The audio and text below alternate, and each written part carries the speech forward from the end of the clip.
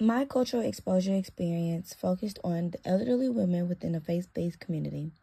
I engaged with the senior adult ministry at the Fountain of Praise Church, where I participated in both a grief support group and a community cleanup event.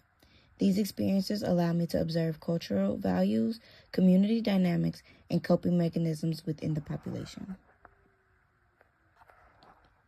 The group of elderly women consisted of around 20 women that was 50 and older, and within this ministry, they demonstrated a strong resilience on spirituality as a foundation for daily living.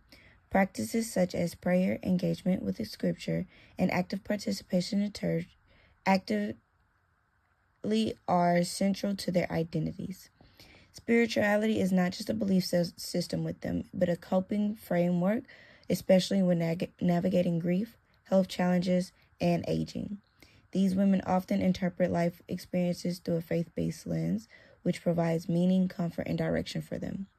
Additionally, resilience is a prominent value within this group. Many of these women have experienced multiple life transitions, including the loss of loved ones, changes in their physical health, and evolving family roles. And despite these challenges, they demonstrate strength and perseverance.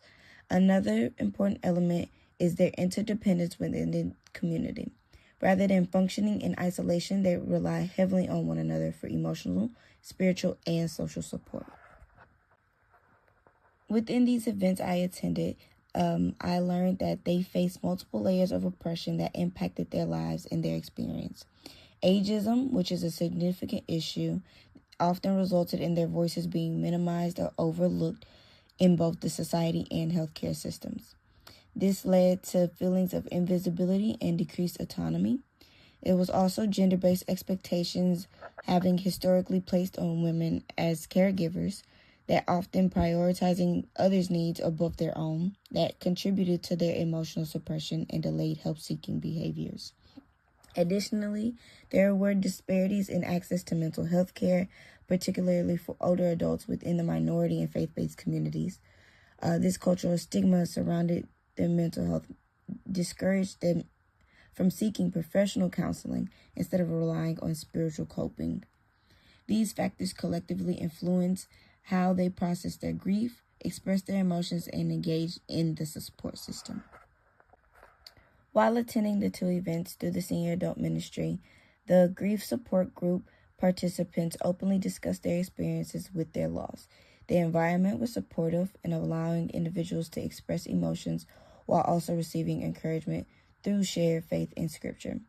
The second event was the community cleanup, which emphasized service and collective responsibility. This event highlighted how engagement is shows meaningful activities that foster connections and purpose. Across both these events, I observed strong emotional support and fellowship among the women. I also engaged in informal conversations with the women and that provided more insight into their perspectives on grief, faith, and community involvement. These interactions were essential in understanding the cultural context of their experience.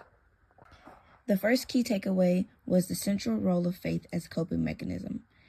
The women consistently referenced prayer and their relationship with God as a source of comfort and strength when dealing with grief. The second key learning point was the importance of community support. Being surrounded by others that shared similar experiences reduced feelings of isolation for them and also created a safe space for emotional expression. Another takeaway was the role of service in creating purpose.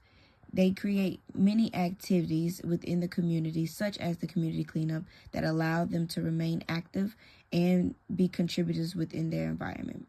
This reinforced their sense of identity and belonging, which is especially important during the later stages of life. Each of these elements highlighted how cultural values directly influence coping, resilience, and overall well-being. The two counseling theories that are particularly effective within this population are person-centered therapy and cognitive behavioral therapy. Developed by Carl Rogers, person-centered therapy emphasized the empathy and genuineness and unconditional positive regard that these elements show crucial within the elderly women. as they experienced their grief. They provided a non-judgmental space for others to process their emotions and feel heard. Cognitive behavioral therapy, or CBT, is also effective within this group because it focuses on identifying and restructuring negative thought patterns.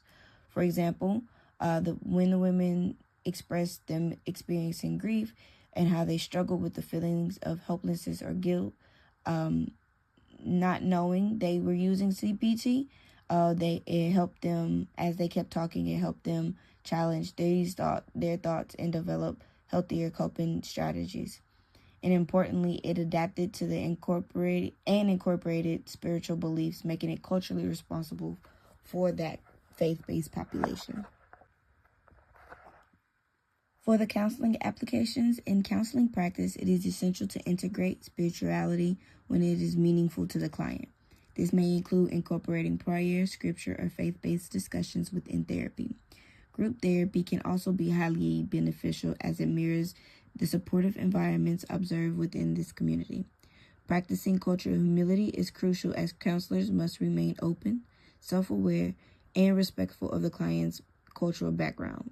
Finally, validating the client's lived experiences, particularly in relation to grief and aging, help build the trust and foster a strong therapeutic relation among the women.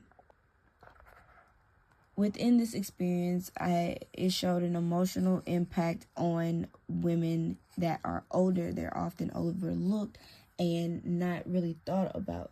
And with someone who takes care of their grandmother, it was very significant and created a big emotional impact on me. Listening to these women share their stories of loss and resilience was both humbling and powerful. I experienced an increase of sense of empathy and deeper appreciation for the strength within this community. I believe my response was influenced by my development as a counselor in training and my desire to understand diverse perspectives. Because these experiences also helped me recognize the importance of cultural strengths such as faith, community, and in promoting healing. Moving forward, I will carry this awareness in my counseling practice.